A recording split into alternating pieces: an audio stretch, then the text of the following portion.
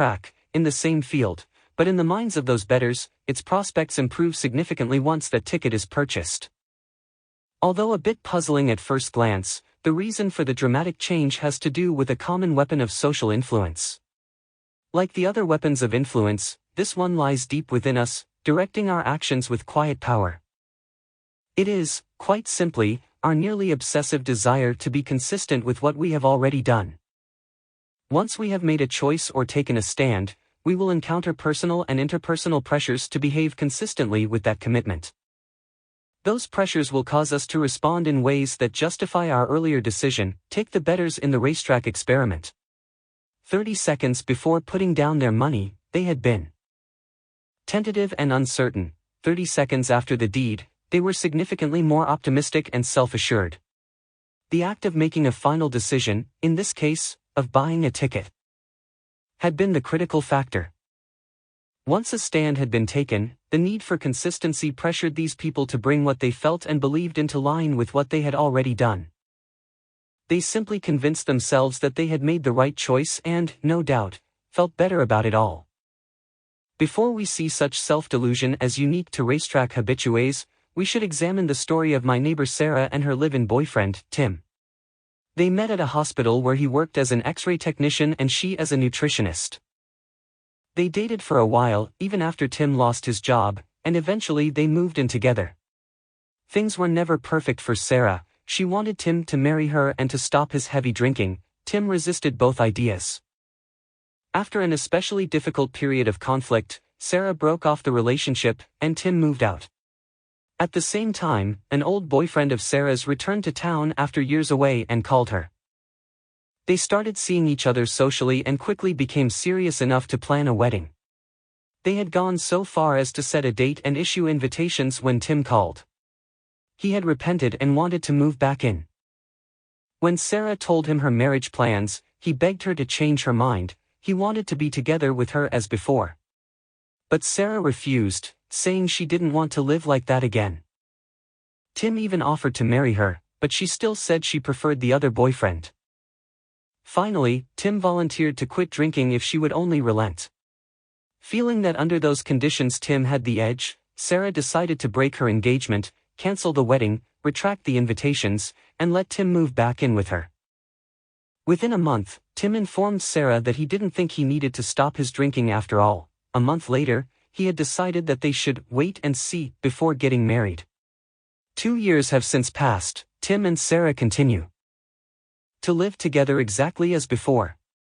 He still drinks, there are still no marriage plans, yet Sarah is more devoted to Tim than she ever was.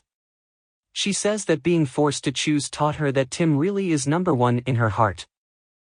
So, after choosing Tim over her other boyfriend, Sarah became happier with him, even though the conditions under which she had made her choice have never been fulfilled. Obviously, horse race bettors are not alone in their willingness to believe in the correctness of a difficult choice, once made. Indeed, we all fool ourselves from time to time in order to keep our thoughts and beliefs consistent with what we have already done or decided. Psychologists have long understood the power of the consistency principle to direct human action. Prominent theorists such as Leon Festinger, Fritz Heider, and Theodore Newcomb have viewed the desire for consistency as a central motivator of our behavior. But is this tendency to be consistent really strong enough to compel us to do what we ordinarily would not want to do? There is no question about it. The drive to be consistent constitutes a highly potent weapon of social influence, often causing us to act in ways that are clearly contrary to our own best interests. Take, as proof, what happened when psychologist Thomas Moriarty staged thefts on a New York City beach to see if onlookers would risk personal harm to halt the crime. In the study, a research accomplice would put a beach blanket down 5 feet from the blanket of a randomly chosen individual, the experimental subject. After a couple of minutes on the blanket spent relaxing and listening to music from a portable radio, the accomplice would stand up and leave the blanket to stroll down the beach. A few minutes later, a second researcher, pretending to be a thief, would approach, grab the radio, and try to hurry away with it. As you might guess, under normal conditions, subjects were very reluctant to put themselves in harm's way by challenging the thief. Only 4 people did so in the 20 times that the theft was staged. But when the same procedure was tried another 20 times, with a slight twist, the results were drastically different. In these incidents, before taking his stroll, the accomplice would simply ask the subject to please watch my things, which each of them agreed to do. Now, propelled by the rule for consistency, 19 of the 20 subjects became virtual vigilantes, running after and stopping the thief, demanding an explanation, and often restraining the thief physically or snatching the radio away. To understand why consistency is so powerful a motive, it is important to recognize that in most circumstances consistency is valued and adaptive. Inconsistency is commonly thought to be an undesirable personality trait. The person whose beliefs, words, and deeds don't match may be seen as indecisive, confused, two-faced, or even mentally ill. On the other side, a high degree of consistency is normally associated with personal and intellectual strength. It is at the heart of logic, rationality, stability, and honesty. A quote attributed to the great British chemist Michael Faraday suggests the extent to which being consistent is approved, sometimes more than being right. When asked after a lecture if he meant to imply that a hated academic rival was always wrong, Faraday glowered at the questioner and replied, "He's not that consistent." Certainly, then, good personal consistency is highly valued in our culture. And well, it should be. It provides us with a reasonable and gainful orientation to the world. Most of the time we will be better off if our approach to things is well laced with consistency. Without it our lives would be difficult, erratic, and disjointed. But because it is so typically in our best interests to be consistent, we easily fall into the habit of being automatically so, even in situations where it is not the sensible way to be. When it occurs unthinkingly, consistency can be disastrous. Nonetheless, even blind consistency has its attractions. First, like most other forms of automatic responding, it offers a shortcut through the density of modern life. Once we have made up our minds about an issue, stubborn consistency allows us a very appealing luxury: we really don't have to think hard about the issue anymore. We don't have to sift through the blizzard of information we encounter every day to identify relevant facts. We don't have to expend the mental energy to weigh the pros and cons. We don't have to make any further tough decisions. Instead, all we have to do when confronted with the issue is to turn on our consistency tape, and we know just what to believe, say, or do. We need only believe, say, or do whatever is consistent with our earlier decision. The allure of such a luxury is not to be minimized. It allows us a convenient, relatively effortless, and efficient method for dealing with complex daily environments that make severe demands on our mental energies and capacities. It is not hard to understand, then, why automatic consistency is a difficult reaction to curb. It offers us a way to evade the rigors of continuing thought. And as Sir Joshua Reynolds noted, there is no expedient to which a man will not resort to avoid the real labor of thinking. With our consistency tapes operating, then, we can go about our business happily excused from the toil of having to think too much. There is a second, more perverse attraction of mechanical consistency as well. Sometimes it is not the effort of hard, cognitive work that makes us shirk thoughtful activity, but the harsh consequences of that activity. Sometimes it is the cursedly clear and unwelcome set of answers provided by straight thinking that makes us mental slackers. There are certain disturbing things we simply would rather not realize. Because it is a pre-programmed and mindless method of responding, automatic consistency can supply a safe hiding place from those troubling realizations. Sealed within the fortress walls of rigid consistency, we can be impervious to the sieges of reason. One night at an introductory lecture given by the Transcendental Meditation Program, I witnessed a nice illustration of how people will hide inside the walls of consistency to protect themselves from the troublesome consequences of thought. The lecture itself was presided over by two earnest young men and was designed to recruit new members into the program. The program claimed it could teach a unique brand of meditation that would allow us to achieve all manner of desirable things, ranging from simple inner peace to the more spectacular abilities to fly and pass through walls at the program's advanced stages. I had decided to attend the meeting to observe the kind of compliance tactics used in recruitment lectures of this sort and had brought along an interested friend, a university professor whose areas of specialization were statistics and symbolic logic. As the meeting progressed and the lecturers explained the theory behind TM, I noticed my logician friend becoming increasingly restless. Looking more and more pained and shifting about constantly in his seat, he was finally unable to resist. When the leaders called for questions at the completion of the lecture, he raised his hand and gently but surely demolished the presentation we had just heard. In less than 2 minutes, he pointed out precisely where and why the lecturer's complex argument was contradictory, illogical, and unsupportable. The effect on the discussion leaders was devastating. After a confused silence, each attempted a weak reply only to halt midway to confer with his partner and finally to admit that my colleague's points were good ones, requiring further study. More interesting to me, though, was the effect upon the rest of the audience. At the end of the question period, the two recruiters were faced with a crush of audience members submitting their $75 down payments for admission to the TM program. Nudging, shrugging, and chuckling to one another as they took in the payments, the recruiters betrayed signs of giddy bewilderment. After what appeared to have been an embarrassingly clear collapse of their presentation, the meeting had somehow turned into a great success, generating mystifyingly high levels of compliance from the audience. Although more than a bit puzzled, I chalked up the audience response to a failure to understand the logic of my colleagues' arguments. As it turned out, however, just the reverse was the case. Outside the lecture room after the meeting, we were approached by 3 members of the audience, each of whom had given a down payment immediately after the lecture. They wanted to know why we had come to the session.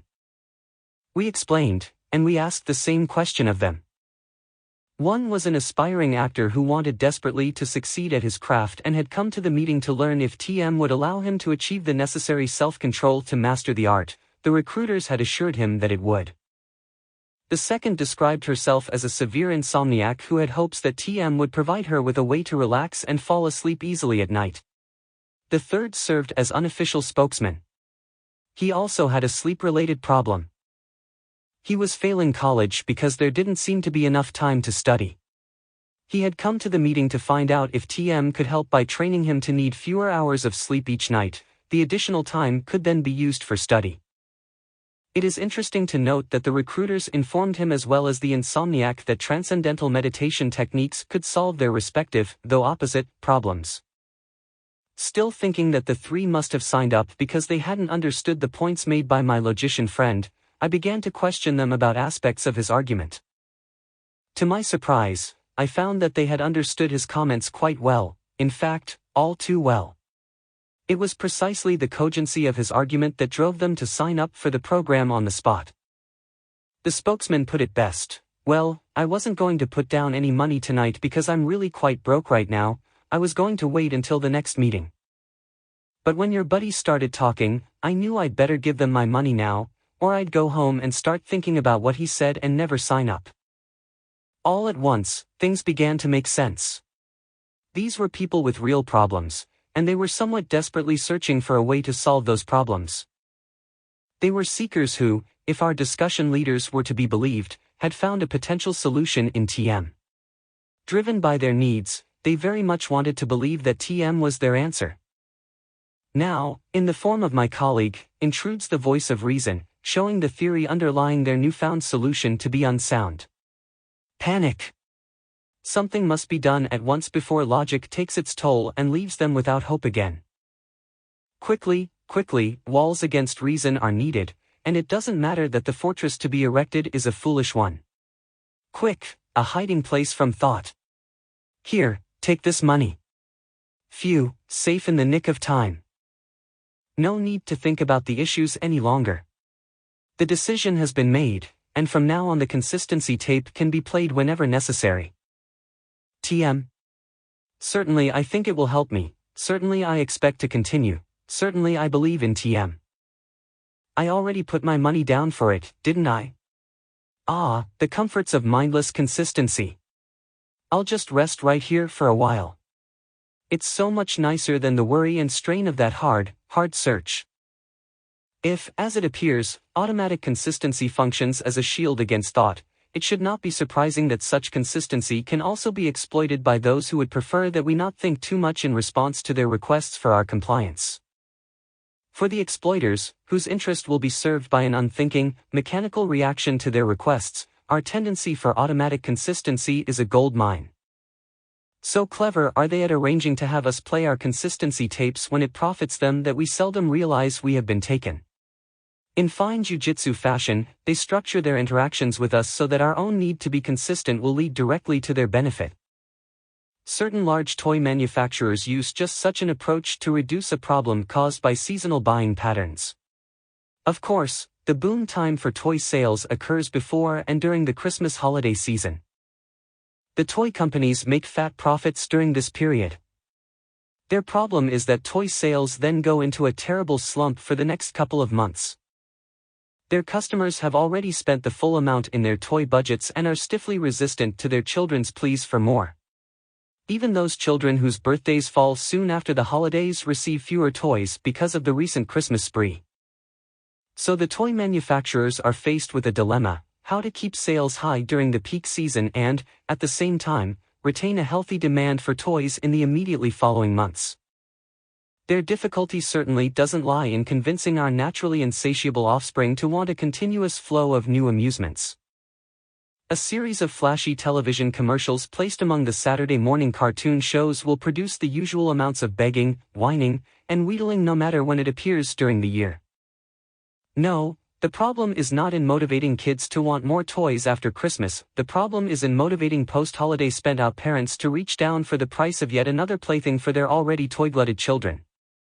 What could the toy companies possibly do to produce that unlikely behavior? Some have tried a greatly increased advertising campaign, others have reduced prices during the slack period, but neither of those standard sales devices has proved successful. Not only are both tactics costly, but both have also been ineffective in increasing sales to desired levels. Parents are simply not in a toy-buying mood, and the influences of advertising or reduced expense are not enough to shake that stony resistance. Certain large toy manufacturers, however, think they have found a solution. It's an ingenious one, involving no more than a normal advertising expense and an understanding of the powerful pull of the need for consistency. My first hint of how the toy company's strategy worked came after I fell for it and then, in true Patsy form, fell for it again. It was January, and I was in the town's largest toy store. After purchasing all too many gifts there for my son a month before, I had sworn not to enter that place or any like it for a long, long time. Yet there I was, not only in the diabolic place but also in the process of buying my son another expensive toy, a big, electric road race set. In front of the road race display, I happened to meet a former neighbor who was buying his son the same toy. The odd thing was that we almost never saw each other anymore. In fact, the last time was a year earlier in that same store where we were both buying our sons an expensive post-Christmas gift, that time a robot that walked, talked, and laid waste. We laughed about our strange pattern of seeing each other only once a year at the same time, in the same place, while doing the same thing. Later that day, I mentioned the coincidence to a friend who, it turned out, had once worked in the toy business. No coincidence, he said knowingly. What do you mean, no coincidence? Look, he said, let me ask you a couple of questions about the road race set you bought this year. First, did you promise your son that he'd get one for Christmas? Well, yes, I did. Christopher had seen a bunch of ads for them on the Saturday morning cartoon shows and said that was what he wanted for Christmas. I saw a couple of the ads myself and it looked like fun, so I said okay. Strike one, he announced. Now for my second question. When you went to buy one, did you find all the stores sold out? That's right, I did. The stores said they'd ordered some but didn't know when they'd get any more in. So I had to buy Christopher some other toys to make up for the road race set. But how did you know? Strike two, he said. Just let me ask one more question. Didn't this same sort of thing happen the year before with the robot toy? Wait a minute, you're right.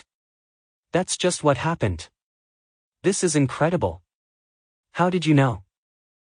No psychic powers. I just happen to know how several of the big toy companies jack up their January and February sales. They start prior to Christmas with attractive TV ads for certain special toys. The kids, naturally, want what they see and extract Christmas promises for these items from their parents. Now here's where the genius of the company's plan comes in. They undersupply the stores with the toys they've gotten the parents to promise. Most parents find those things sold out and are forced to substitute other toys of equal value. The toy manufacturers, of course, make a point of supplying the stores with plenty of these substitutes. Then, after Christmas, the companies start running the ads again for the other, special toys. That juices up the kids to want those toys more than ever. They go running to their parents whining, you promised, and the adults go trudging off to the store to live up dutifully to their words. Where, I said, beginning to seethe now, they meet other parents they haven't seen for a year, falling for the same trick, right? Right. Where are you going? I'm going to take that road race set right back to the store. I was so angry I was nearly shouting. Wait. Think for a minute first. Why did you buy it this morning? Because I didn't want to let Christopher down and because I wanted to teach him that promises are to be lived up to. Well, has any of that changed? Look, if you take his toy away now, he won't understand why. He'll just know that his father broke a promise to him. Is that what you want? No, I said, sighing, I guess not. So, you're telling me that they doubled their profit on me for the past 2 years, and I never even knew it, and now that I do, I'm still trapped, by my own words. So, what you're really telling me is, strike 3. He nodded, and you're out. Commitment is the key. Once we realize that the power of consistency is formidable in directing human action, an important practical question immediately arises: how is that force engaged? What produces the click that activates the whir of the powerful consistency tape? Social psychologists think they know the answer: commitment. If I can get you to make a commitment, I will have set the stage for your automatic and ill-considered consistency with that earlier commitment. Once a stand is taken, there is a natural tendency to behave in ways that are stubbornly consistent with the stand. As we've already seen, social psychologists are not the only ones who understand the connection between commitment and consistency.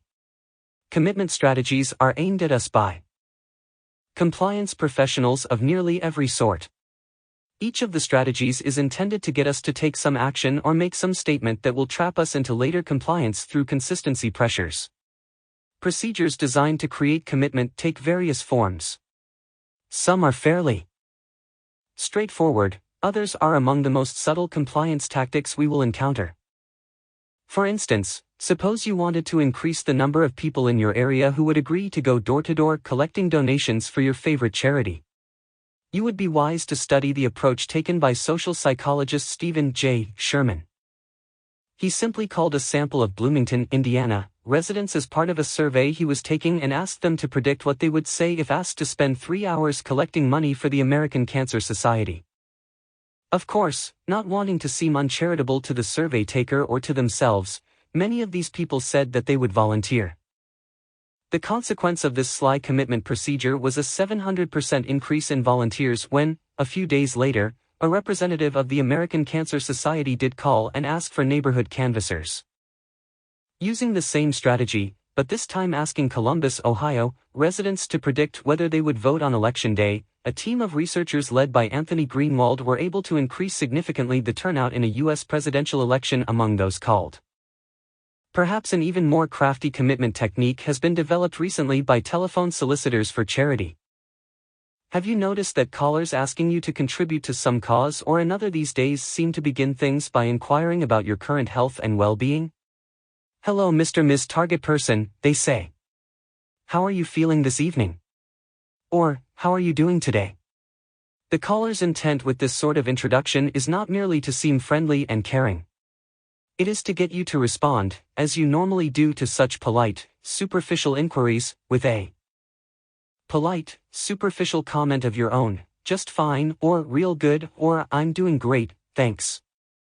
Once you have publicly stated that all is well, it becomes much easier for the solicitor to corner you into aiding those for whom all is not well. I'm glad to hear that, because I'm calling to ask if you'd be willing to make a donation to help out the unfortunate victims of. The theory behind this tactic is that people who have just asserted that they are feeling fine, even as a routine part of a sociable exchange, will consequently find it awkward to appear stingy in the context of their own admittedly favored circumstances. If all this sounds a bit far-fetched, consider the findings of consumer researcher Daniel Howard, who put the theory to test. Dallas, Texas, residents were called on the phone and asked if they would agree to allow a representative of the Hunger Relief Committee to come to their homes to sell them cookies, the proceeds from which would be used to supply meals for the needy. When tried alone, that request produced only 18% agreement. However, if the caller initially asked, "How are you feeling this evening?" and waited for a reply before proceeding to the standard approach, several noteworthy things happened. First, of the 120 individuals called, most gave the customary favorable reply. Second, 32% of the people who got the "How are you feeling tonight?" question agreed to receive the cookie seller at their homes, nearly twice the success rate of the standard solicitation approach. Third, true to the consistency principle, almost everyone who agreed to such a visit did, in fact, make a cookie purchase when contacted at home. To make sure that this tactic doesn't generate its successes simply because a solicitor who uses it seems more concerned and courteous than one who doesn't use it, Howard conducted another study. This time callers began either with the question, "How are you feeling this evening?" or with the statement, "I hope you are feeling well this evening," and then proceeded to the standard solicitation approach. Despite the fact that the callers started each type of interaction with a warm and friendly comment, the "How are you feeling?" technique was, by far, superior to its rival, because it alone drew an exploitable public commitment from its targets.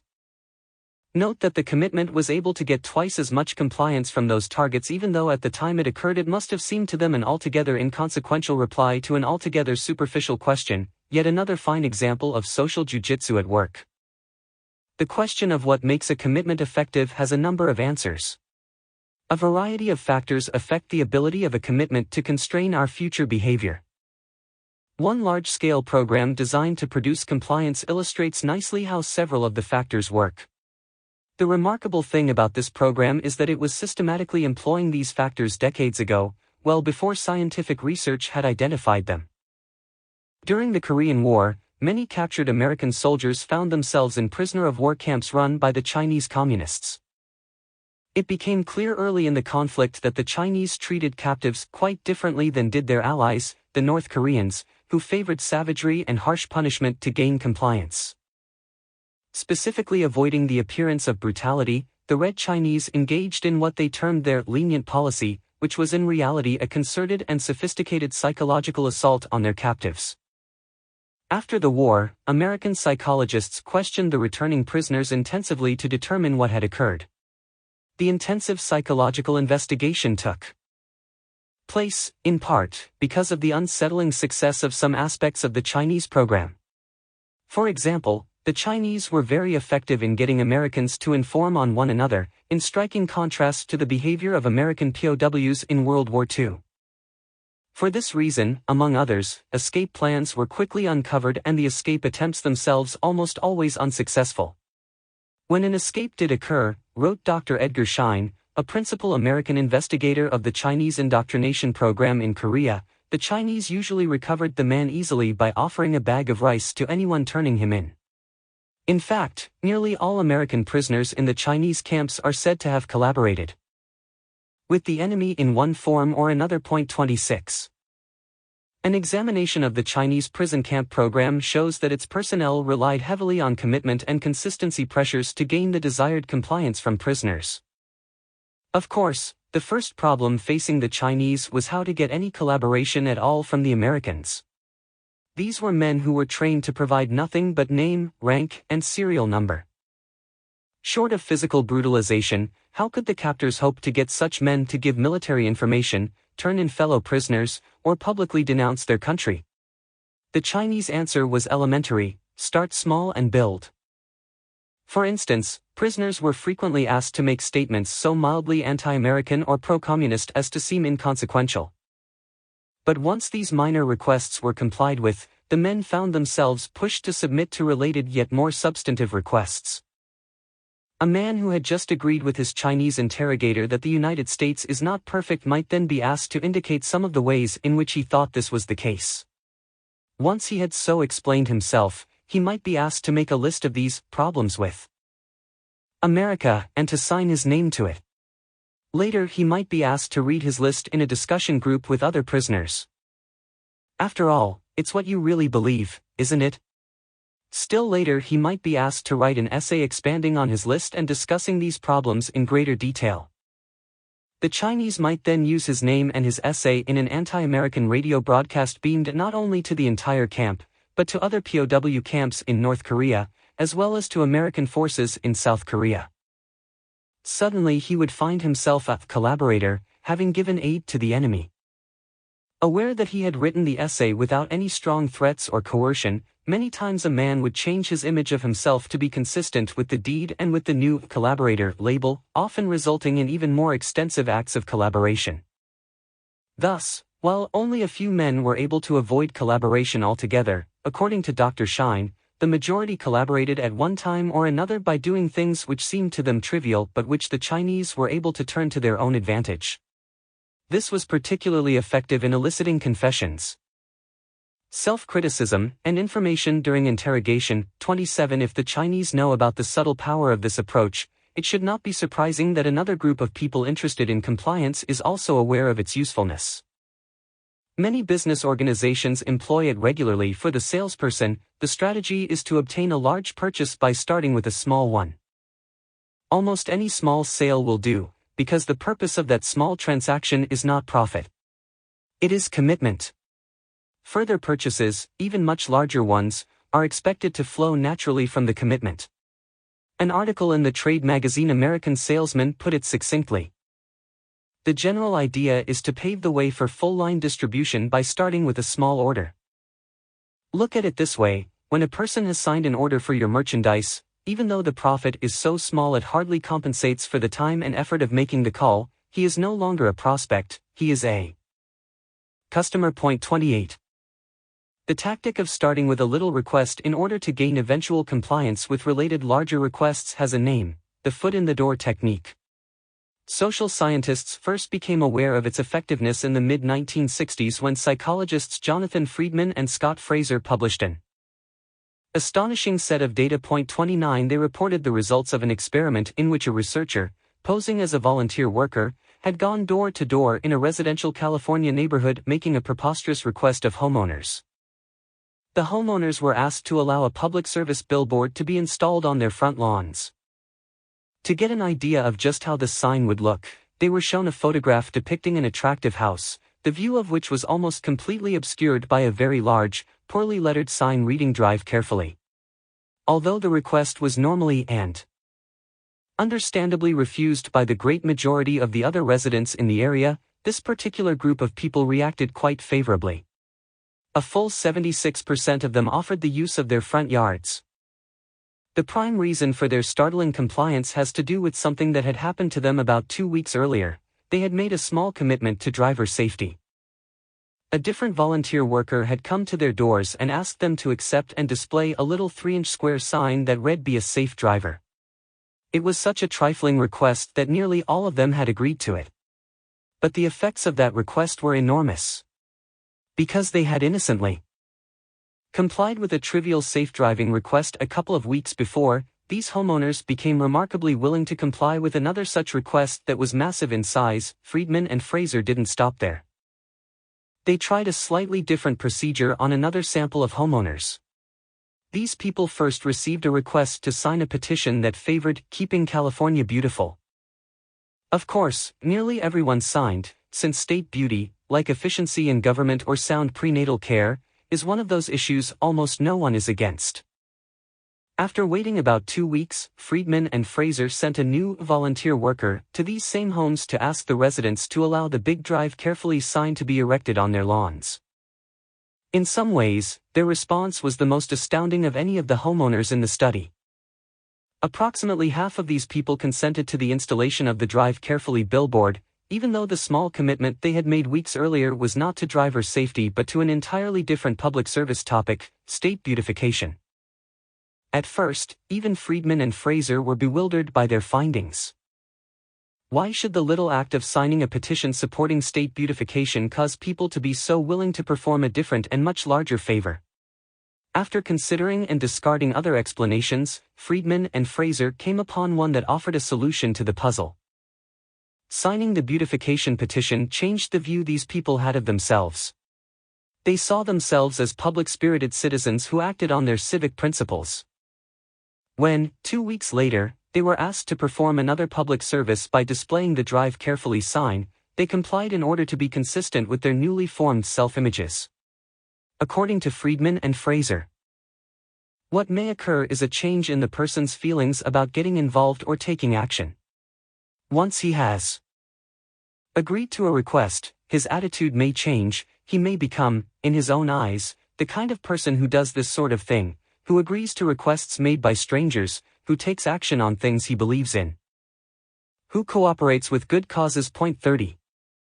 What the Friedman and Fraser findings tell us, then, is to be very careful about agreeing to trivial requests. Such an agreement can not only increase our compliance with very similar, much larger requests, it can also make us more willing to perform a variety of larger favors that are only remotely connected to the little one we did earlier. It's this second, general kind of influence concealed within small commitments that scares me. It scares me enough that I am rarely willing to sign a petition anymore, even for a position I support. Such an action has the potential to influence not only my future behavior but also my self-image in ways I may not want. And once a person's self-image is altered, all sorts of subtle advantages become available to someone who wants to exploit that new image. Who among Friedman and Fraser's homeowners would have thought that the volunteer worker, who asked them to sign a state beautification petition, was really interested in having them display a safe driving billboard 2 weeks later? And who among them could have suspected that their decision to display the billboard was largely due to the act of signing the petition? No one, I'd guess. If there were any regrets after the billboard went up, who could they conceivably hold responsible but themselves and their own damnably strong civic spirit? They probably never even considered the guy with the "Keeping California Beautiful" petition and all that knowledge of jiu-jitsu. Notice that all of the foot-in-the-door experts seem to be excited about the same thing. You can use small commitments to manipulate a person's self-image. You can use them to turn citizens into public servants, prospects into customers, prisoners into collaborators.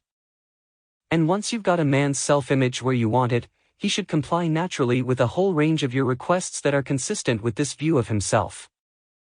Not all commitments affect self-image, however. There are certain conditions that should be present for a commitment to be effective in this way. To discover what they are, we can once again look to the American experience in the Chinese prison camps of Korea. It is important to understand that the major intent of the Chinese was not simply to extract information from their prisoners. It was to indoctrinate them, to change their attitudes and perceptions of themselves, of their political system, of their country's role in the war, and of communism. And there is evidence that the program often worked alarmingly well. Dr. Henry Siegel, chief of the neuropsychiatric evaluation team that examined returning POWs at the war's end, reported that war-related beliefs had been substantially shifted. The majority of the men believed the Chinese story that the United States had used germ warfare, and many felt that their own forces had been the initial aggressors in starting the war. Similar inroads had been made in the political attitudes of the men. Many expressed antipathy toward the Chinese communists but at the same time praised them for the fine job they have done in China. Others stated that, although communism won't work in America, I think it's a good thing for Asia. 31. It appears that the real goal of the Chinese was to modify, at least for a time, the hearts and minds of their captives.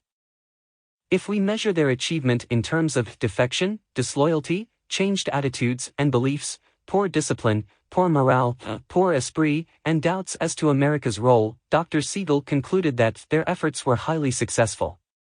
Because commitment tactics were so much a part of the effective Chinese assault on hearts and minds, it is quite informative to examine the specific features of the tactics they used. The magic act. Our best evidence of what people truly feel and believe comes less from their words than from their deeds. Observers trying to decide what a man is like look closely at his actions. What the Chinese have discovered is that the man himself uses this same evidence to decide what he is like. His behavior tells him about himself. It is a primary source of information about his beliefs and values and attitudes. Understanding fully this important principle of self-perception, the Chinese set about arranging the prison camp experience so that their captives would consistently act in desired ways. Before long, the Chinese knew, these actions would begin to take their toll, causing the men to change their views of themselves to align with what they had done. Writing was one sort of confirming action that the Chinese urged incessantly upon the men. It was never enough for the prisoners to listen quietly or even to agree verbally with the Chinese line, they were always pushed to write it down as well. So intent were the Chinese on securing a written statement that if a prisoner was not willing to write a desired response freely, he was prevailed upon to copy it. The American psychologist Edgar Schein describes a standard indoctrination session tactic of the Chinese in these terms. A further technique was to have the man write out the question and then the answer. If he refused to write it voluntarily, he was asked to copy it from the notebooks, which must have seemed like a harmless enough concession. But, oh, those harmless concessions. We've already seen how apparently trifling commitments can lead to extraordinary further behavior. And the Chinese knew that, as a commitment device, a written declaration has some great advantages. First, it provides physical evidence that the act occurred. Once a man wrote what the Chinese wanted, it was very difficult for him to believe that he had not done so.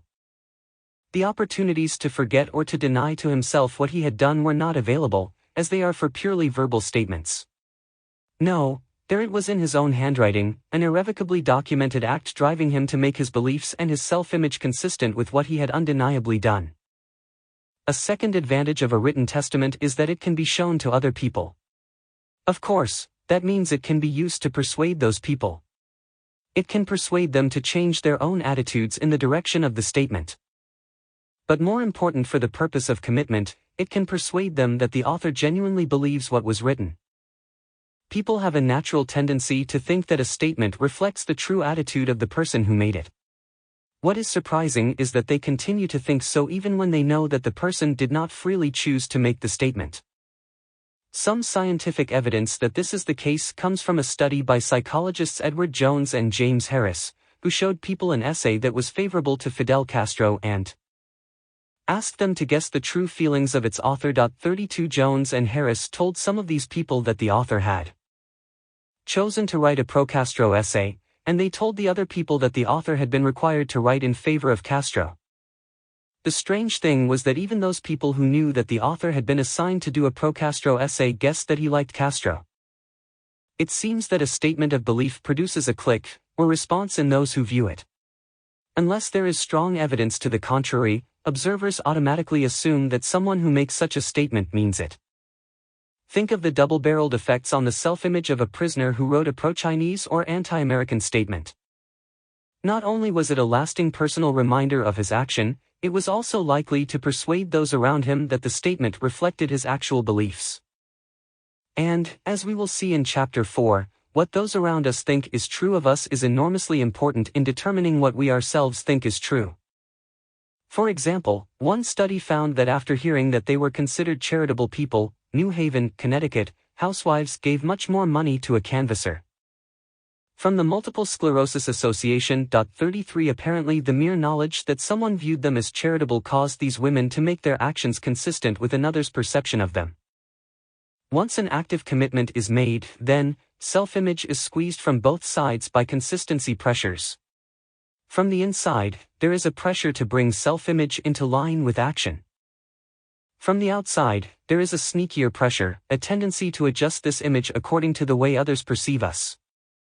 And because others see us as believing what we have written, we will once again experience a pull to bring self-image into line with the written statement. In Korea, several subtle devices were used to get the prisoners to write, without direct coercion, what the Chinese wanted.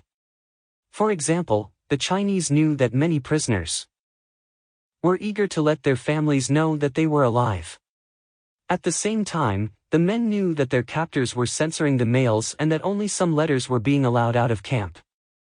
To ensure that their own letters would be released, some prisoners began including in their messages peace appeals, claims of kind treatment, and statements sympathetic to communism. The hope was that the Chinese would want such letters to surface and would, therefore, allow their delivery. Of course, the Chinese were happy to cooperate because those letters served their interests marvelously. First, their worldwide propaganda effort benefited greatly from the appearance of pro-communist statements by American servicemen. Second, in the service of prisoner indoctrination, they had, without raising a finger of physical force, gotten many men to go on record as supporting the Chinese cause. A similar technique involved political essay contests that were regularly held in camp. The prizes for winning were invariably small, a few cigarettes or a bit of fruit, but were sufficiently scarce that they generated a lot of interest from the men. Usually the winning essay was one that took a solidly pro-communist stand. But not always. The Chinese were wise enough to realize that most of the prisoners would not enter a contest that they could win only by writing a communist tract. And the Chinese were clever enough to know how to plant small commitments to communism in the men that could be nurtured into later bloom. So the prize was occasionally given to an essay that generally supported the United States but that bowed once or twice to the Chinese view. The effects of this strategy were exactly what the Chinese wanted. The men continued to participate voluntarily in the contests because they saw that they could win with an essay highly favorable to their own country. But perhaps without realizing it, they began to shade their essays a bit toward communism in order to have a better chance of winning. The Chinese were ready to pounce on any concession to communist dogma and to bring consistency pressures to bear upon it. In the case of a written declaration within a voluntary essay, they had a perfect commitment from which to build toward collaboration and conversion. Other compliance professionals also know about the committing power of written statements. The enormously successful Amway Corporation, for instance, has hit upon a way to spur their sales personnel to greater and greater accomplishments. Members of the staff are asked to set individual sales goals and commit themselves to those goals by personally recording them on paper. One final tip before you get started: set a goal and write it down. Whatever the goal, the important thing is that you set it, so you've got something for which to aim, and that you write it down. There is something magical about writing things down. So set a goal and write it down. When you reach that goal, set another.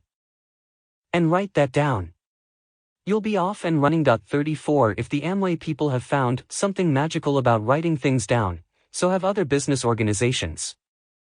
Some door-to-door sales companies use the magic of written commitments to battle the cooling-off laws recently passed in many states. The laws are designed to allow customers a few days after purchasing an item to cancel the sale and receive a full refund. At first, this legislation hurt the hard sell companies deeply. Because they emphasize high-pressure tactics, their customers often buy, not because they want the product but because they are duped or intimidated into the sale. When the new laws went into effect, these customers began canceling in droves. The companies have since learned a beautifully simple trick that cuts the number of such cancellations drastically. They merely have the customer, rather than the salesman, fill out the sales agreement. According to the sales training program of a prominent encyclopedia company, that personal commitment alone has proved to be a very important psychological aid in preventing customers from backing out of their contracts. Like the Amway Corporation, then, these organizations have found that something special happens when people personally put their commitments on paper. They live up to what they have written down. Another common way for businesses to cash in on the magic of written declarations occurs through the use of an innocent-looking promotional device. Before I began to study weapons of social influence, I used to wonder why big companies such as Procter & Gamble and General Foods are always running those 25-, 50- or 100 words or less testimonial contests. They all seem to be alike. The contestant is to compose a short personal statement that begins with the words, "Why I like," and goes on to laud the features of whatever cake mix or floor wax happens to be at issue. The company judges the entries and awards some stunningly large prizes to the winners. What had puzzled me was what the companies got out of the deal. Often the contest requires no purchase. Anyone submitting an entry is eligible. Yet, the companies appear to be strangely willing to incur the huge costs of contest after contest. I am no longer puzzled. The purpose behind the testimonial contests is the same as the purpose behind the political essay contests of the Chinese communists. In both instances, the aim is to get as many people as possible to go on record as liking the product. In Korea, the product was a brand of Chinese communism. In the United States, it might be a brand of cuticle remover. The type of product doesn't matter, the process is the same. Participants voluntarily write essays for attractive prizes that they have only a small chance to win. But they know that for an essay to have any chance of winning at all, it must include praise for the product. So they find praiseworthy features of the product and describe them in their essays. The result is hundreds of men in Korea or hundreds of thousands of people in America who testify in writing to the product's appeal and who, consequently, experience that magical pull to believe what they have written. The public eye. One reason that written testaments are effective in bringing about genuine personal change is that they can so easily be made public. The prisoner experience in Korea showed the Chinese to be quite aware of an important psychological principle: public commitments tend to be lasting commitments. The Chinese constantly arranged to have the pro-communist statements of their captives seen by others. A man who had written a political essay the Chinese liked, for example, might find copies of it posted around camp, or might be asked to read it to a prisoner discussion group, or even to read it on the camp radio broadcast. As far as the Chinese were concerned, the more public the better. Why? Whenever one takes a stand that is visible to others, there arises a drive to maintain that stand in order to look like a consistent person. Remember that earlier in this chapter we described how desirable good personal consistency is as a trait, how someone without it could be judged as fickle, uncertain, pliant, scatterbrained, or unstable, how someone with it is viewed as rational, assured, trustworthy, and sound. Given this context, it is hardly surprising that people try to avoid the look of inconsistency.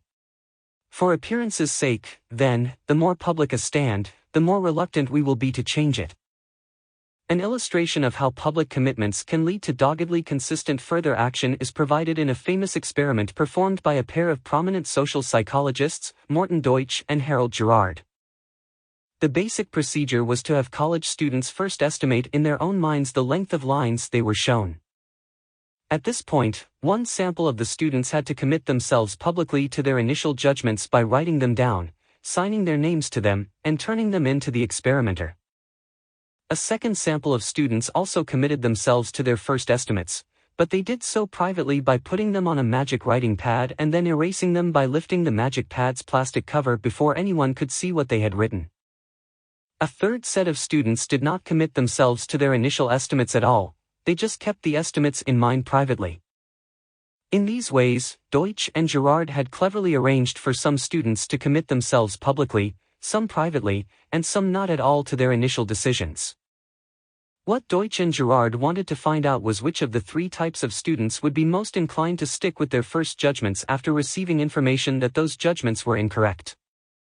So all of the students were given new evidence suggesting that their initial estimates were wrong, and they were then given the chance to change their estimates. The results were quite clear. The students who had never written down their first choices were the least loyal to those choices. When new evidence was presented that questioned the wisdom of decisions that had never left their heads, these students were the most influenced by the new information to change what they had viewed as the correct decision. Compared to these uncommitted students, those who had merely written their decisions for a moment on a magic pad were significantly less willing to change their minds when given the chance. Even though they had committed themselves under the most anonymous of circumstances, the act of writing down their first judgments caused them to resist the influence of contradictory new data and to remain consistent with the preliminary choices. But Deutsch and Gerard found that, by far, it was the students who had publicly recorded their initial positions who most resolutely refused to shift from those positions later. Public commitment had hardened them into the most stubborn of all. This sort of stubbornness can occur even in situations where accuracy should be more important than consistency. In one study, when 6 or 12-person experimental juries were deciding a close case, hung juries were significantly more frequent if the jurors had to express their opinions with a visible show of hands rather than by secret ballot. Once jurors had stated their initial views publicly, they were reluctant to allow themselves to change publicly either. Should you ever find yourself as the foreperson of a jury under these conditions, then, you could reduce the risk of a hung jury by choosing a secret rather than public. Balloting Technique. 35. The Deutsch and Gerard finding that we are truest to our decisions if we have bound ourselves to them publicly can be put to good use. Consider the organizations dedicated to helping people rid themselves of bad habits. Many weight reduction clinics, for instance, understand that often a person's private decision to lose weight will be too weak to withstand the blandishments of bakery windows, wafting cooking scents, and late-night Sara Lee commercials. So they see to it that the decision is buttressed by the pillars of public commitment. They require their clients to write down an immediate weight loss goal and show that goal to as many friends, relatives, and neighbors as possible. Clinic operators report that frequently this simple technique works where all else has failed. Of course, there's no need to pay a special clinic in order to engage a visible commitment as an ally. One San Diego woman described to me how she employed a public promise to help herself finally stop smoking. I remember it was after I heard about another scientific study showing that smoking causes cancer. Every time one of those things came out, I used to get determined to quit, but I never could. This time, though, I decided I had to do something. I'm a proud person. It matters to me if other people see me in a bad light. So I thought, maybe I can use that pride to help me dump this damn habit. So I made a list of all the people who I really wanted to respect me. Then I went out and got some blank business cards and I wrote on the back of each card, "I promise you that I will never smoke another cigarette." Within a week, I had given or sent a signed card to everybody on the list: my dad, my brother back east, my boss, my best girlfriend, my ex-husband, everybody but one, the guy I was dating then. I was just crazy about him, and I really wanted him to value me as a person. Believe me, I thought twice about giving him a card because I knew that if I couldn't keep my promise to him I'd die. But one day at the office, he worked in the same building as I did. I just walked up to him, handed him the card, and walked away without saying anything. Quitting, cold turkey, was the hardest thing I've ever done. There must have been 1,000 times when I thought I had to have a smoke. But whenever that happened, I just picture how all of the people on my list, especially this one guy, would think less of me if I couldn't stick to my guns. And that's all it took. I've never taken another puff. You know, the interesting thing is the guy turned out to be a real schmuck. I can't figure out what I saw in him back then. But at the time, without knowing it, he helped me get through the toughest part of the toughest thing I've ever had to do. I don't even like him anymore. Still, I do feel grateful in a way because I think he saved my life. The effort extra. Yet another reason that written commitments are so effective is that they require more work than verbal ones. And the evidence is clear that the more effort that goes into a commitment, the greater is its ability to influence the attitudes of the person who made it. We can find that evidence quite close to home or as far away as the back regions of the primitive world. For example, there is a tribe in southern Africa, the Dhona, that requires each of its boys to go through an elaborate initiation ceremony before he can be counted a man of the tribe. As with many other primitive peoples, a Dhona boy endures a great deal before he is admitted to adult membership in the group. Anthropologists Whiting, Cluckhone, and Anthony have described this 3-month ordeal in brief but vivid terms. When a boy is somewhere between 10 and 16 years of age, he is sent by his parents to circumcision school, which is held every 4 or 5 years. Here in company with his age mates he undergoes severe hazing by the adult males of the society. The initiation begins when each boy runs the gauntlet between 2 rows of men who beat him with clubs. At the end of this experience he is stripped of his clothes and his hair is cut. He is next met by a man covered with lion manes and is seated upon a stone facing this lion man. Someone then strikes him from behind, and when he turns his head to see who has struck him, his foreskin is seized and in 2 movements cut off by the lion man. Afterward he is secluded for 3 months in the Yard of Mysteries, where he can be seen only by the initiated. During the course of his initiation, the boy undergoes 6 major trials: beatings, exposure to cold, thirst, eating of unsavory foods, punishment, and the threat of death. On the slightest pretext, he may be beaten by one of the newly initiated men, who is assigned to the task by the older men of the tribe. He sleeps without covering and suffers bitterly from the winter cold. He is forbidden to drink a drop of water during the whole 3 months. Meals are often made nauseating by the half-digested grass from the stomach of an antelope, which is poured over his food. If he is caught breaking any important rule governing the ceremony, he is severely punished. For example, in one of these punishments, sticks are placed between the fingers of the offender, then a strong man closes his hand around that of the novice, practically crushing his fingers. He is frightened into submission by being told that in former times boys who had tried to escape or who had revealed the secrets to women or to the uninitiated were hanged and their bodies burned to ashes. 36. On the face of it, these rites seem extraordinary and bizarre. Yet, at the same time, they can be seen to be remarkably similar in principle and even in detail to the common initiation ceremonies of school fraternities. During the traditional Hell Week held yearly on college campuses, fraternity pledges must persevere through a variety of activities designed by the older members to test the limits of physical exertion, psychological strain, and social embarrassment. At week's end, the boys who have persisted through the ordeal are accepted for full group membership. Mostly their tribulations have left them no more than greatly tired and a bit shaky, although sometimes the negative effects are more serious.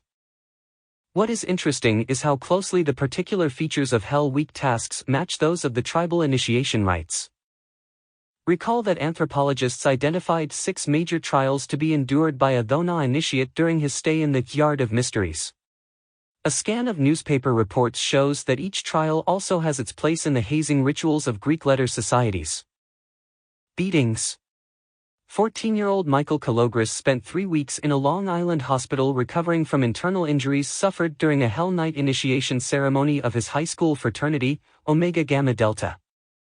He had been administered the atomic bomb by his prospective brothers, who told him to hold his hands over his head and keep them there while they gathered around to slam fists into his stomach and back simultaneously and repeatedly. Exposure to cold. On a winter night, Frederick Bronner, a California junior college student, was taken 3,000 feet up and 10 miles into the hills of a national forest by his prospective fraternity brothers. Left to find his way home wearing only a thin sweatshirt and slacks, Fat Freddy, as he was called, shivered in a frigid wind until he tumbled down a steep ravine, fracturing bones and hurting his head. Prevented by his injuries from going on, he huddled there against the cold until he died of exposure. Thirst.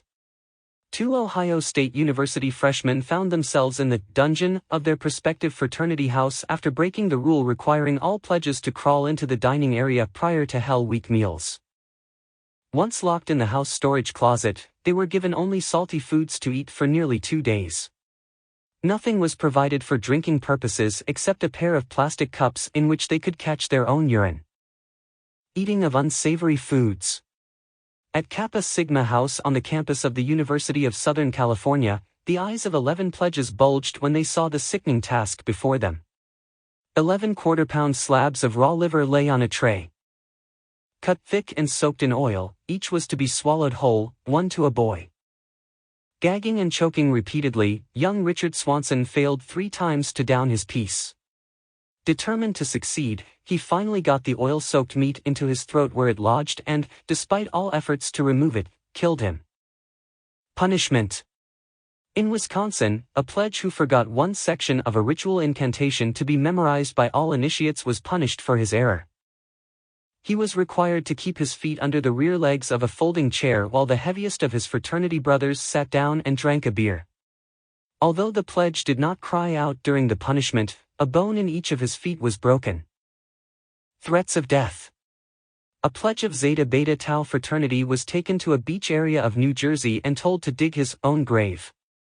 Seconds after he complied with orders to lie flat in the finished hole, the sides collapsed, suffocating him before his prospective fraternity brothers could dig him out. There is another striking similarity between the initiation rites of tribal and fraternal societies: they simply will not die. Resisting all attempts to eliminate or suppress them, such hazing practices have been phenomenally resilient. Authorities, in the form of colonial governments or university administrations, have tried threats, social pressures, legal actions, banishments, bribes, and bans to persuade the groups to remove the hazards and humiliations from their initiation ceremonies. None has been successful. Oh, there may be a change while the authority is watching closely. But this is usually more apparent than real, the harsher trials occurring under more secret circumstances until the pressure is off and they can surface again. On some college campuses, officials have tried to eliminate dangerous hazing practices by substituting a help week of civic service or by taking direct control of the initiation rituals. When such attempts are not slyly circumvented by fraternities, they are met with outright physical resistance. For example, in the aftermath of Richard Swanson's choking death at USC, the university president issued new rules requiring that all pledging activities be reviewed by school authorities before going into effect and that adult advisors be present during initiation ceremonies. According to one national magazine, the new code set off a riot so violent that city police and fire detachments were afraid to enter campus. Resigning themselves to the inevitable, other college representatives have given up on the possibility of abolishing the degradations of Hell Week. If hazing is a universal human activity, and every bit of evidence points to this conclusion, you most likely won't be able to ban it effectively. Refuse to allow it openly and it will go underground. You can't ban sex, you can't prohibit alcohol. And you probably can't eliminate hazing. 37. What is it about hazing practices that make them so precious to these societies? What could make the groups want to evade, undermine, or contest any effort to ban the degrading and perilous features of their initiation rites?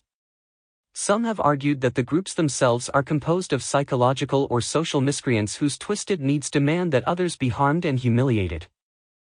But the evidence does not support such a view. Studies done on the personality traits of fraternity members, for instance, show them to be, if anything, slightly healthier than other college students in their psychological adjustment. Similarly, fraternities are known for their willingness to engage in beneficial community projects for the general social good. What they are not willing to do, however, is substitute these projects for their initiation ceremonies. One survey at the University of Washington found that, of the fraternity chapters examined, most had a type of Help Week tradition but that this community service was in addition to Hell Week. In only one case was such service directly related to initiation. Procedures. 38. The picture that emerges of the perpetrators of hazing practices is of normal individuals who tend to be psychologically stable and socially concerned but who become aberrantly harsh as a group at only one time, immediately before the admission of new members to the society.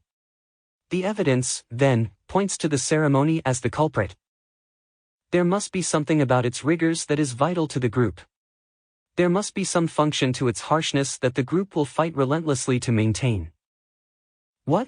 My own view is that the answer appeared in 1959 in the results of a study little known outside of social psychology. A pair of young researchers, Elliot Aronson and Judson Mills, decided to test their observation that persons who go through a great deal of trouble or pain to attain something tend to value it more highly than persons who attain the same thing with a minimum of effort. The real stroke of inspiration came in their choice of the initiation ceremony as the best place to examine this possibility. They found that college women who had to endure a severely embarrassing initiation ceremony in order to gain access to a sex discussion group convinced themselves that their new group and its discussions were extremely valuable.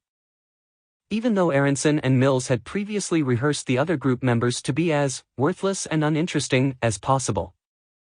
Different co-eds, who went through a much milder initiation ceremony or went through no initiation at all, were decidedly less positive about the worthless, new group they had joined.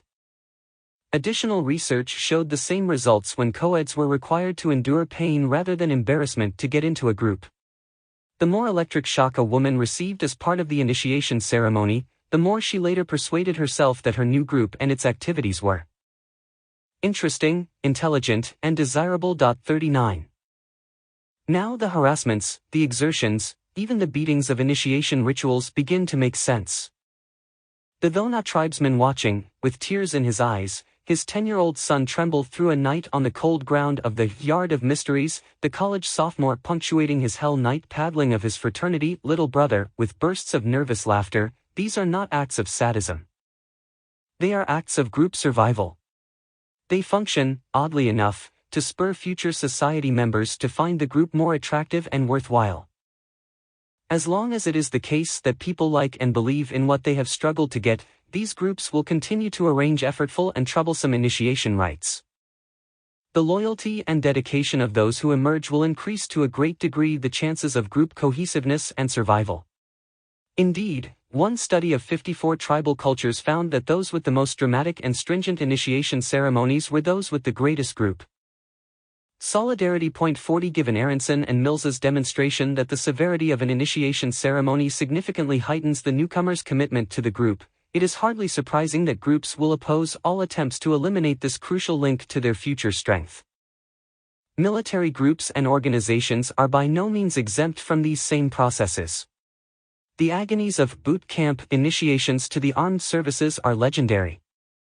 The novelist William Styron, a former Marine, catalogues his own experiences in language we could easily apply to the thongas: the remorseless close-ordered drill hour after hour in the burning sun, the mental and physical abuse, the humiliations, the frequent sadism at the hands of drill sergeants, all the claustrophobic and terrifying insults to the spirit which can make an outpost like Quantico or Paris Island one of the closest things in the free world to a concentration camp.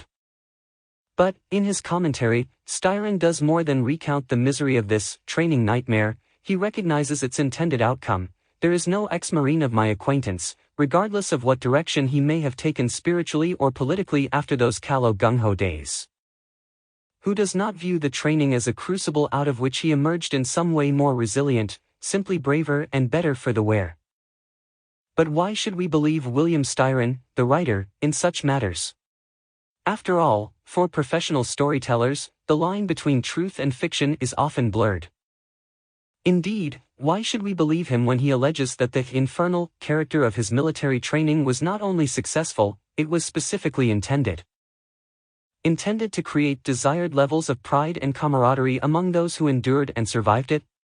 At least one reason to accept his assessment comes from unfictionalized reality: the case of West Point cadet John Edwards, who was expelled from the U.S. military academy in 1988 on charges involving the authorized hazing that all first-year cadets experience at the hands of upperclassmen to ensure that the newcomers can withstand the rigors of West Point training. It was not that Mr. Edwards, who ranked academically near the top of his 1,100-member class, had been unable to bear up under the ritual when he was subjected to it. Nor was he expelled because he had been aberrantly cruel in his treatment of the younger cadets. His offense was that he would not expose the newcomers to what he felt was absurd and dehumanizing treatment. Once again, then, it appears that, for groups concerned about creating a lasting sense of solidarity and distinction, the hardship of demanding initiation activities provides a valuable advantage that they will not easily surrender, either to aspiring members who are unwilling to take the harshness or to give it out. The inner choice. Examination of such diverse activities as the indoctrination practices of the Chinese Communists and the initiation rituals of college fraternities has provided some valuable information about commitment. It appears that commitments are most effective in changing a person's self-image and future behavior when they are active, public, and effortful. But there is another property of effective commitment that is more important than the other three combined. To understand what it is, we first need to solve a pair of puzzles in the actions of communist interrogators and fraternity brothers. The first puzzle comes from the refusal of fraternity chapters to allow public service activities to be part of their initiation ceremonies. Recall that one survey showed that community projects, though frequent, were nearly always separated from the membership induction program. But why?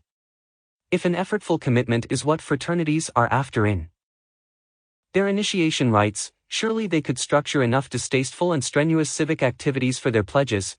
There is plenty of exertion and unpleasantness to be had in the world of old age home repairs, mental health center yard work, and hospital bedpan duty. Besides, community-spirited endeavors of this sort would do much to improve the highly unfavorable public and media image of Fraternity Hell Week rites. A survey showed that for every positive newspaper story concerning Hell Week, there were 5 negative stories. If only for public relations reasons, then, fraternities should want to incorporate community service efforts into their initiation practices. But they don't. To examine the second puzzle, we need to return to the Chinese prison camps of Korea and the regular political essay contests held for American captives. The Chinese wanted as many Americans as possible to enter these contests so that, in the process, they might write things favorable to the communist view. If, however, the idea was to attract large numbers of entrants, why were the prizes so small? A few extra cigarettes or a little fresh fruit were often all that a contest winner could expect. In the setting, even these prizes were valuable, but still there were much larger rewards: warm clothing, special male privileges, increased freedom of movement in camp, that the Chinese could have used to increase the number of essay writers. Yet they specifically chose to employ the smaller rather than the larger, more motivating rewards. Although the settings are quite different, the surveyed fraternities refused to allow civic activities into their initiation ceremonies for the same reason that the Chinese withheld large prizes in favor of less powerful inducements: they wanted the men to own what they had done. No excuses, no ways out were allowed. A man who suffered through an arduous hazing could not be given the chance to believe he did so for charitable purposes. A prisoner who salted his political essay with a few anti-American comments could not be permitted to shrug it off as motivated by a big reward. No, the fraternity chapters and Chinese communists were playing for keeps. It was not enough to wring commitments out of their men; those men had to be made to take inner responsibility for their actions.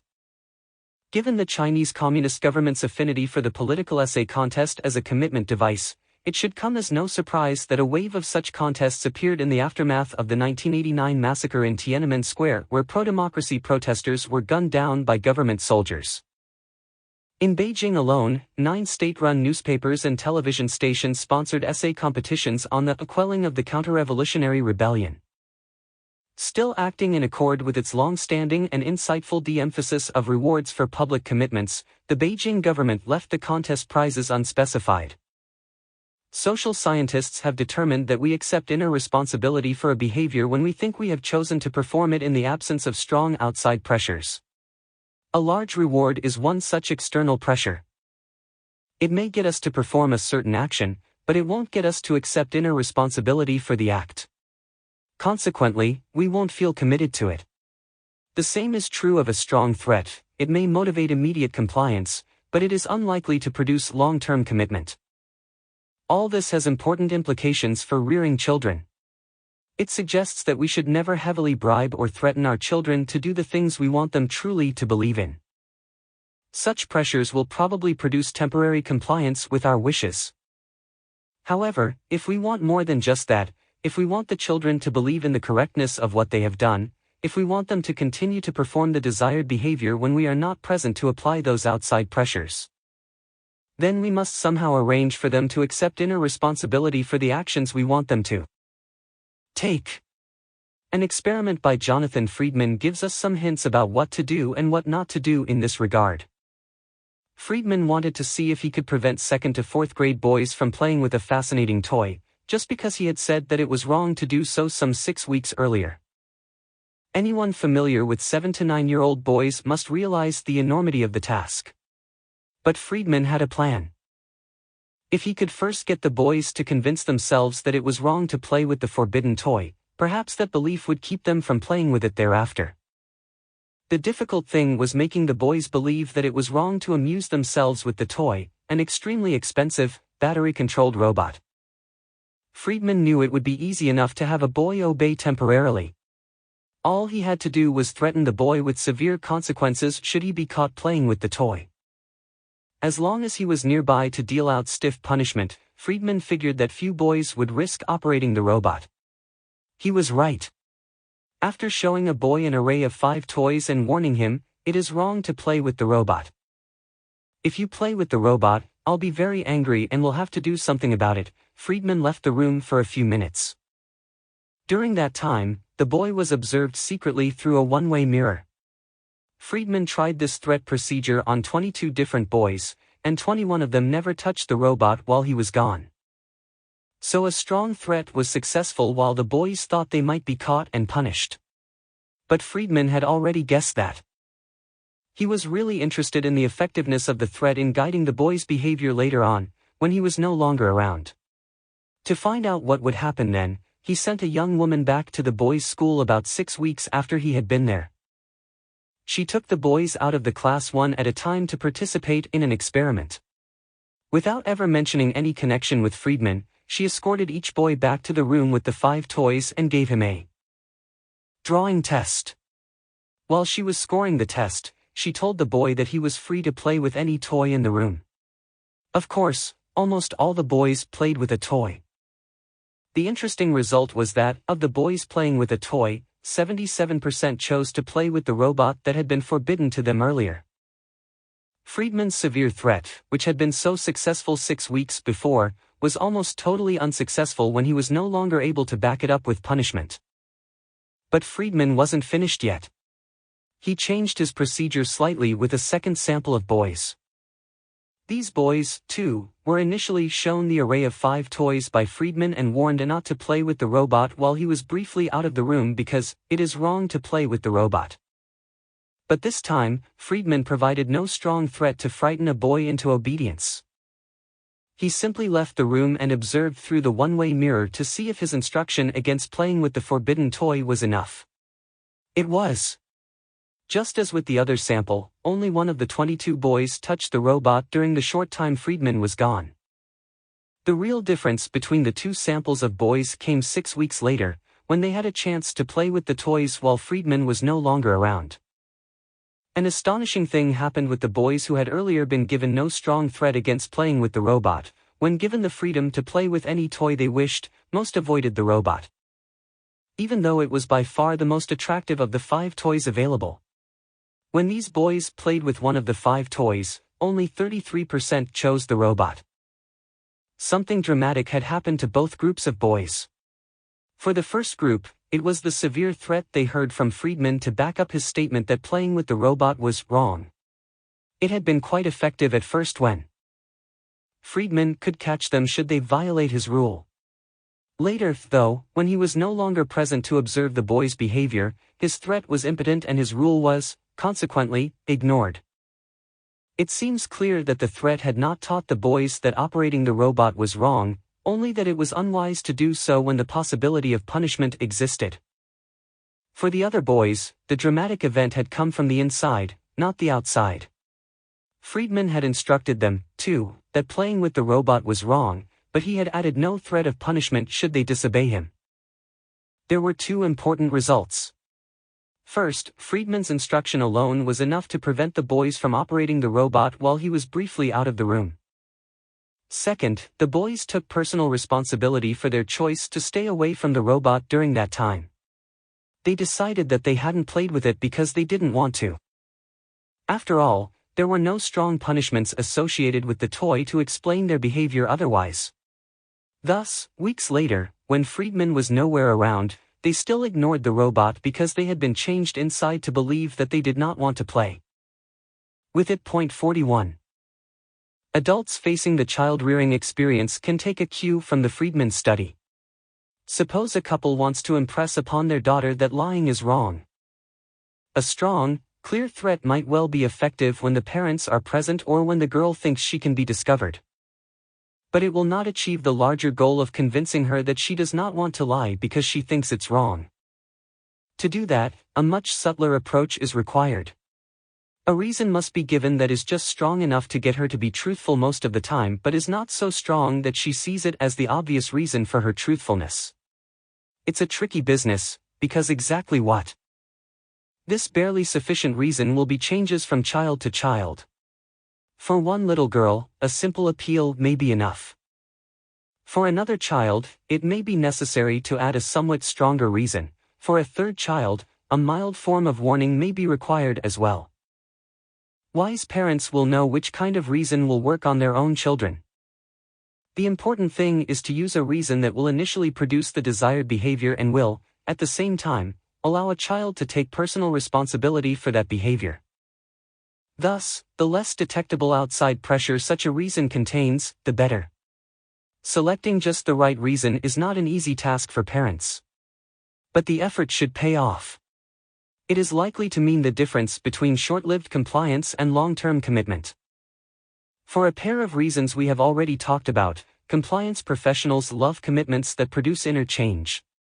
First, that change is not just specific to the situation where it first occurred, it covers a whole range of related situations, too. Second, the effects of the change are lasting. So, once a man has been induced to take action that shifts his self-image to that of, let's say, a public-spirited citizen, he is likely to be public-spirited in a variety of other circumstances where his compliance may also be desired. And he is likely to continue his public-spirited behavior for as long as his new self-image holds. There is yet another attraction in commitments that lead to inner change: they grow their own legs. There is no need for the compliance professional to undertake a costly and continuing effort to reinforce the change. The pressure for consistency will take care of all that. After our friend comes to view himself as a public-spirited citizen, he will automatically begin to see things differently. He will convince himself that it is the correct way to be. He will begin to pay attention to facts he hadn't noticed before about the value of community service. He will make himself available to hear arguments he hadn't heard before favoring civic action. And he will find such arguments more persuasive than before. In general, because of the need to be consistent within his system of beliefs, he will assure himself that his choice to take public-spirited action was right. What is important about this process of generating additional reasons to justify the commitment is that the reasons are new. Thus, even if the original reason for the civic-minded behavior was taken away, these newly discovered reasons might be enough by themselves to support his perception that he had behaved correctly. The advantage to an unscrupulous compliance professional is tremendous. Because we build new struts to undergird choices we have committed ourselves to, an exploitative individual can offer us an inducement for making such a choice, and after the decision has been made, can remove that inducement, knowing that our decision will probably stand on its own newly created legs. New car dealers frequently try to benefit from this process through a trick they call throwing a lowball. I first encountered the tactic while posing as a sales trainee at a local Chevrolet dealership. After a week of basic instruction, I was allowed to watch the regular salesman perform. One practice that caught my attention right away was the lowball. For certain customers, a very good price is offered on a car, perhaps as much as $400 below competitors' prices. The good deal, however, is not genuine. The dealer never intends it to go through. Its only purpose is to cause a prospect to decide to buy one of the dealership's cars. Once the decision is made, a number of activities develop the customer's sense of personal commitment to the car. A raft of purchase forms are filled out, extensive financing terms are arranged. Sometimes the customer is encouraged to drive the car for a day before signing the contract so you can get the feel of it and show it around in the neighborhood and at work. During this time, the dealer knows, customers automatically develop a range of new reasons to support the choice they have now made. Then something happens. Occasionally an error in the calculations is discovered. Maybe the salesman forgot to add in the cost of the air conditioner, and if the buyer still requires air conditioning, $400 must be added to the price. To keep from being suspected of gouging by the customer, some dealers let the bank handling the financing find the mistake. At other times, the deal is disallowed at the last moment when the salesman checks with his boss, who cancels it because we'd be losing money.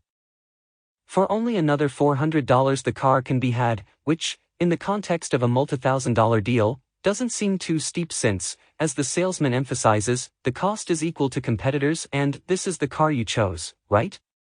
Another, even more insidious form of lowballing occurs when the salesman makes an inflated trade-in offer on the prospect's old car as part of the buy-trade package.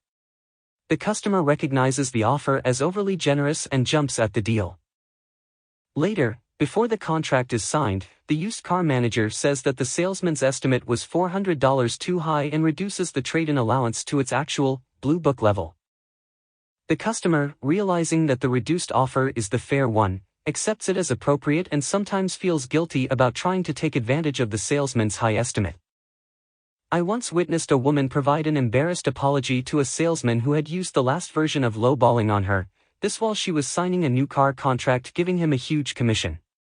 He looked hurt but managed a forgiving smile. No matter which variety of lowballing is used, the sequence is the same. An advantage is offered that induces a favorable purchase decision. Then, sometime after the decision has been made but before the bargain is sealed, the original purchase advantage is deftly removed. It seems almost incredible that a customer would buy a car under these circumstances.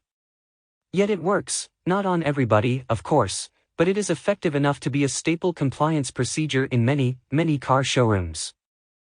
Automobile dealers have come to understand the ability of a personal commitment to build its own support system, a support system of new justifications for the commitment. Often these justifications provide so many strong legs for the decision to stand on that when the dealer pulls away only one leg, the original one, there is no collapse. The loss can be shrugged off by the customer who is consoled, even made happy, by the array of other good reasons favoring the choice. It never occurs to the buyer that those additional reasons might never have existed had the choice not been made in the first place. Point 42. The impressive thing about the lowball tactic is its ability to make a person feel pleased with a poor choice. Those who have only poor choices to offer us, then, are especially fond of the technique. We can find them throwing lowballs in business, social, and personal situations. For instance, there's my neighbor Tim, a true lowball aficionado. Recall that he's the one who, by promising to change his ways, got his girlfriend, Sarah, to cancel her impending marriage to another and to take him back. Since her decision for Tim, Sarah has become more devoted to him than ever, even though he has not fulfilled his promises. She explains this by saying that she has allowed herself to see all sorts of positive qualities in Tim she had never recognized before. I know full well that Sarah is a lowball victim. Just as sure as I had watched buyers fall for the give it and take it away later strategy in the car showroom, I watched her fall for the same trick with Tim. For his part, Tim remains the guy he has always been. But because the new attractions Sarah has discovered in him are quite real for her, she now seems satisfied with the same arrangement that was unacceptable before her enormous commitment. The decision to choose Tim, poor as it may have been objectively, has grown its own supports and appears to have made Sarah genuinely happy. I have never mentioned to Sarah what I know about lowballing. The reason for my silence is not that I think her better off in the dark on the issue.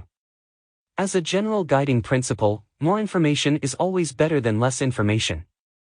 It's just that, if I said a word, I am confident she would hate me for it. Depending on the motives of the person wishing to use them, any of the compliance techniques discussed in this book can be employed for good or for ill. It should not be surprising, then, that the lowball tactic can be used for more socially beneficial purposes than selling new cars or re-establishing relationships with former lovers. One research project done in Iowa, for example, shows how the lowball procedure can influence homeowners to conserve energy. Point 43. The project, headed by Dr. Michael Palak, began at the start of the Iowa winter when residents who heated their homes with natural gas were contacted by an interviewer. The interviewer gave them some energy conservation tips and asked them to try to save fuel in the future. Although they all agreed to try, when the researchers examined the utility records of these families after a month and again at winter's end, it was clear that no real savings had occurred. The residents who had promised to make a conservation attempt used just as much natural gas as a random sample of their neighbors who had not been contacted by an interviewer. Just good intentions coupled with information about saving fuel, then, were not enough to change habits. Even before the project began, Palak and his research team had recognized that something more would be needed to shift long-standing energy patterns.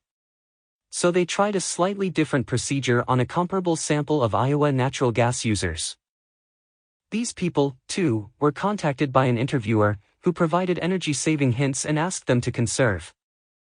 But for these families, the interviewer offered something else. Those residents agreeing to save energy would have their names publicized in newspaper articles as public-spirited, fuel-conserving citizens. The effect was immediate. 1 month later, when the utility companies checked their meters, the homeowners in this sample had saved an average of 422 cubic feet of natural gas apiece. The chance to have their names in the paper had motivated these residents to substantial conservation efforts for a period of a month. Then the rug was pulled out. The researchers extracted the reason that had initially caused these people to save fuel. Each family that had been promised publicity received a letter saying it would not be possible to publicize their names after all. At the end of the winter, the research team examined the effect that letter had had on the natural gas usage of the families. Did they return to their old, wasteful habits when the chance to be in the newspaper was removed? Hardly. For each of the remaining winter months, they actually conserved more fuel than they had during the time they thought they would be publicly celebrated for it. In terms of percentage of energy savings, they had managed a 12.2% first-month gas savings because they expected to see themselves lauded in the paper.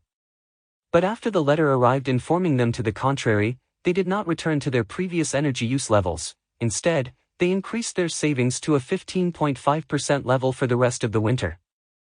Although we can never be completely sure of such things, one explanation for their persistent behavior presents itself immediately. These people had been lowballed into a conservation commitment through a promise of newspaper publicity.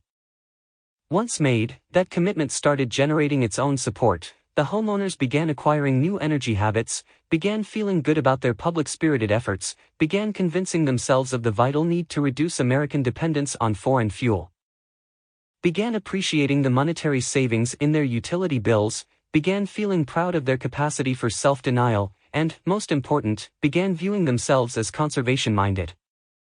With all these new reasons present to justify the commitment to use less energy, it is no wonder that the commitment remained firm even after the original reason, newspaper publicity, had been kicked away. But strangely enough, when the publicity factor was no longer a possibility, these families did not merely maintain their fuel-saving effort, they heightened it. Any of a number of interpretations could be offered for that still stronger effort, but I have a favorite. In a way, the opportunity to receive newspaper publicity had prevented the homeowners from fully owning their commitment to conservation. Of all the reasons supporting the decision to try to save fuel, it was the only one that had come from the outside. It was the only one preventing the homeowners from thinking that they were conserving gas because they believed in it. So when the letter arrived canceling the publicity agreement, it removed the only impediment to these residents' images of themselves as fully concerned, energy-conscious citizens. This unqualified, new self-image then pushed them to even greater heights of conservation. Whether or not such an explanation is correct, a repeat study done by Palak indicates that this hidden benefit of the lowball tactic is no fluke. The experiment was done in summer on Iowans whose homes were cooled by central air conditioning. Those homeowners who were promised newspaper publicity decreased their electricity use by 27.8% during July, as compared to similar homeowners who were not promised any coverage or who were not contacted at all. At the end of July, a letter was sent canceling the publicity promise. Rather than reverting to their old habits, the lowballed residents increased their August energy savings to a stunning 41.6%. Much like Sarah, they appeared to have become committed to a choice through an initial inducement and were still more dedicated to it after the inducement had been removed. How to say no? Consistency is the hobgoblin of little minds. Or, at least, so goes a frequently heard quotation attributed to Ralph Waldo Emerson. But what a very odd thing to say.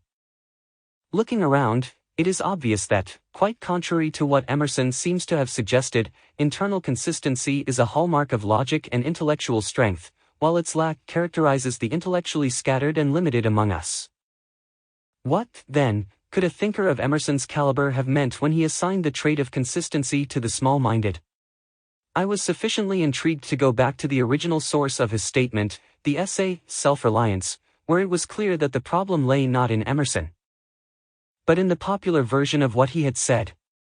Actually, he wrote, "A foolish consistency is the hobgoblin of little minds." For some obscure reason, a central distinction had been lost as the years eroded the accurate version of his statement to mean something entirely different. And, upon close inspection, entirely silly. Point 44. That distinction should not be lost on us, however, because it is vital to the only effective defense I know against the weapons of influence embodied in the combined principles of commitment and consistency. Although consistency is generally good, even vital, there is a foolish, rigid variety to be shunned. It is this tendency to be automatically and unthinkingly consistent that Emerson referred to. And it is this tendency that we must be wary of, for it lays us open to the maneuvers of those who want to exploit the mechanical commitment consistency sequence for profit. But since automatic consistency is so useful in allowing us an economical and appropriate way of behaving most of the time, we can't decide merely to eliminate it from our lives altogether. The results would be disastrous. If, rather than whirring along in accordance with our prior decisions and deeds, we stop to think through the merits of every new action before performing it, we would never have time to accomplish anything significant. We need even that dangerous, mechanical brand of consistency. The only way out of the dilemma is to know when such consistency is likely to lead to a poor choice. There are certain signals, two separate kinds of signals, in fact, to tip us off. We register each type in a different part of our bodies. The first sort of signal is easy to recognize. It occurs right in the pit of our stomachs when we realize we are trapped into complying with a request we know we don't want to perform. It has happened to me 100 times. An especially memorable instance, though, took place on a summer evening well before I began to study compliance tactics. I answered my doorbell to find a stunning young woman dressed in shorts and a revealing halter top. I noticed, nonetheless, that she was carrying a clipboard and was asking me to participate in a survey.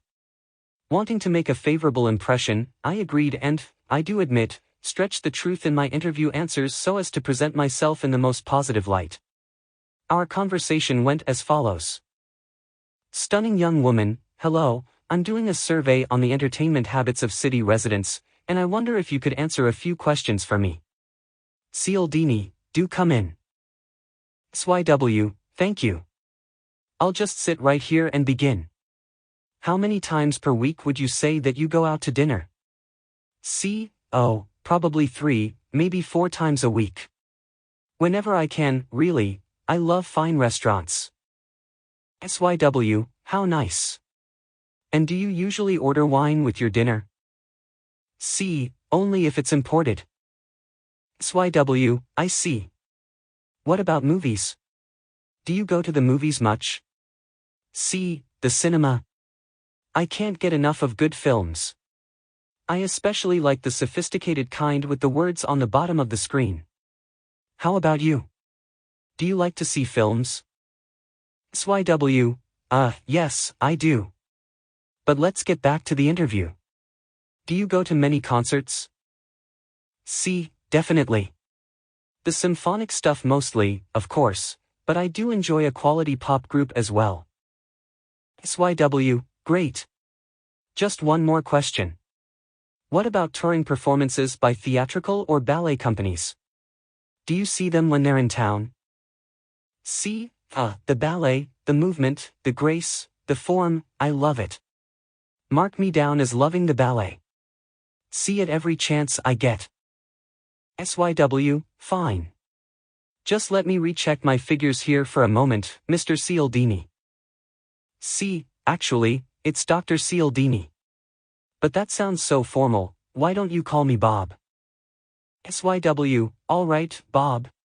From the information you've already given me, I'm pleased to say that you could save up to $1,200 a year by joining Club America. A small membership fee entitles you to discounts on most of the activities you've mentioned.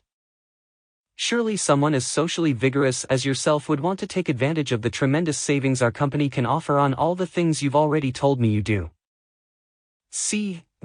I guess so. I remember quite well feeling my stomach tighten as I stammered my agreement. It was a clear call to my brain, hey, you're being taken here. But I couldn't see a way out.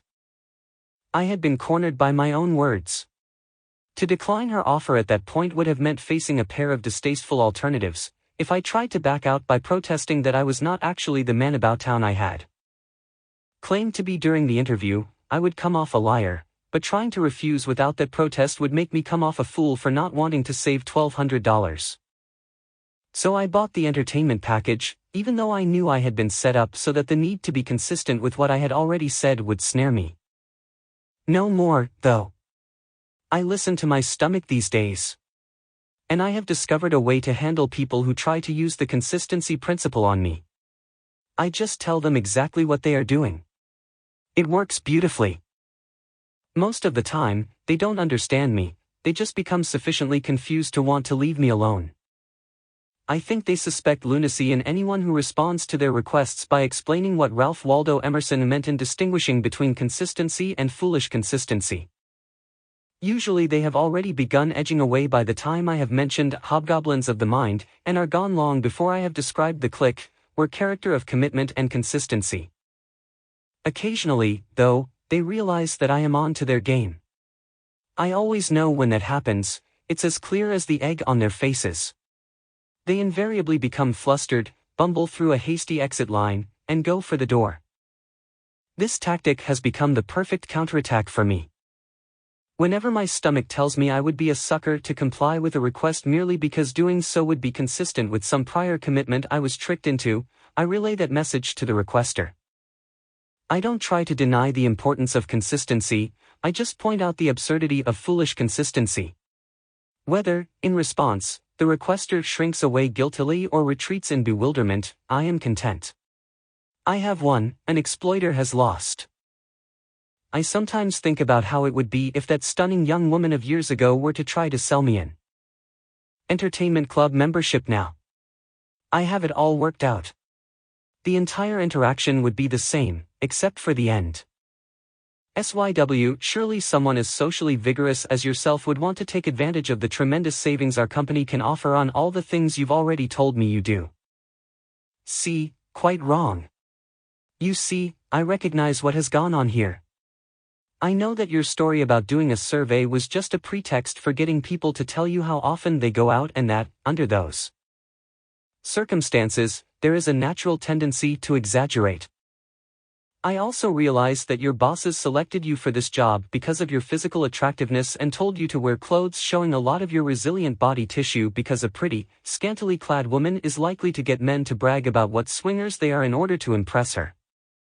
So I'm not interested in your entertainment club because of what Emerson said about foolish consistency and hobgoblins of the mind.